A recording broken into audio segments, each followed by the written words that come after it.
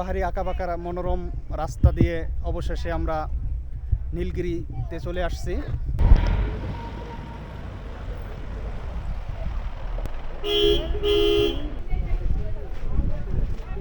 নীলগিরিতে এখন আমরা কিছুক্ষণ থাকবো এবং এখানকার যে সুন্দর মনোরম দৃশ্য আছে সেগুলো আপনাদেরকে দেখাবো।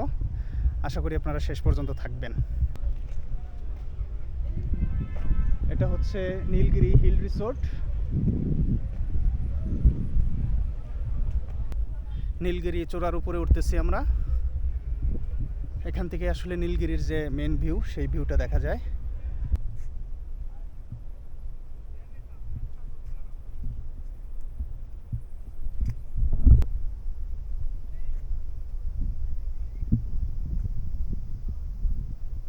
নীলগিরি চূড়ার উপরে কিছু ভবন তৈরি করে রাখা হয়েছে। তো ভবনগুলোর পাশ দিয়ে যে হাঁটার রাস্তা আছে সেগুলো দিয়ে হাঁটলেও একদম মনোমুগ্ধকর পরিবেশ এবং দৃশ্য দেখা যায়।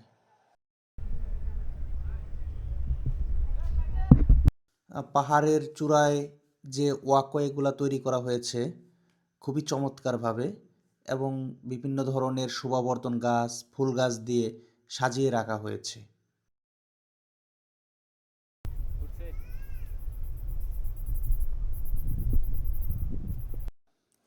আমরা হাঁটতে হাঁটতে নীলগিরির হেলিপ্যাডে চলে আসছি, যেখানে জরুরি প্রয়োজনে হেলিকপ্টার ল্যান্ড করানো হয়।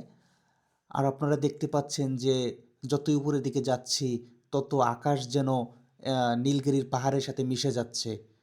একদম নীল আকাশ, সাদা তুলোর মতো মেঘ ভেসে বেড়াচ্ছে। দেখেন হেলিপ্যাডের চারদিকে যেদিকেই তাকাচ্ছি মনে হচ্ছে আকাশ একদম পাহাড়ের সাথে মিশে আছে, আর একদম মনোমুগ্ধকর একটা পরিবেশ। যখন নীলগিরিতে আসবেন তখন চেষ্টা করবেন যতটা সকালবেলা আসা যায়। যত সকাল সকাল আসবেন তত বেশি মেঘ দেখতে পারবেন এবং এখানকার ভিউটা খুবই অসাধারণ দেখতে পারবেন। তো আমি যখন আছি এখানে আসলে এখন বাজে প্রায় 12:30। প্রখর রোদ আজকে, আকাশ দেখে বুঝতে পারছেন কত সুন্দর আকাশ, নীল আকাশ দেখা যাচ্ছে। তো এই সময়টাতে আসলে ওইভাবে মেঘ দেখা যায় না।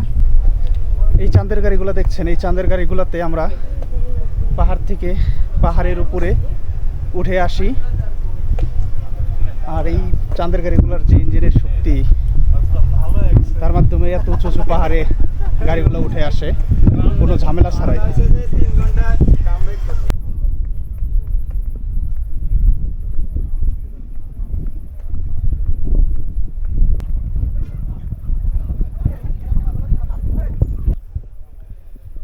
নীলগিরি পুরাটা ঘোরার পরে এখন আমরা আমাদের চাঁদের গাড়ির দিকে যাচ্ছি। আমাদের পরবর্তী গন্তব্য হবে চিম্বুক পাহাড়। চিম্বুক পাহাড় পুরোটা ঘুরে দেখব। আশা করি আপনারা আমার সাথেই থাকবেন।